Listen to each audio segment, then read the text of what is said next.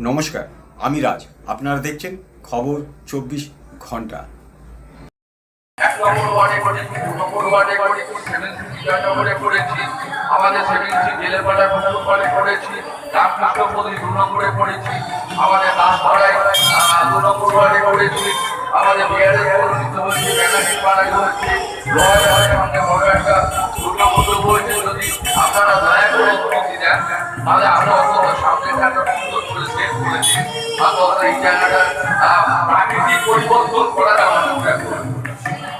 তাই স্বাভাবিকভাবেই সকলের কাছে আমার সশস্ত্র নমস্কার হলো, যারা এখানে বড় আছে আর যারা ছোট আছেন তাদের অভিনন্দন রইল।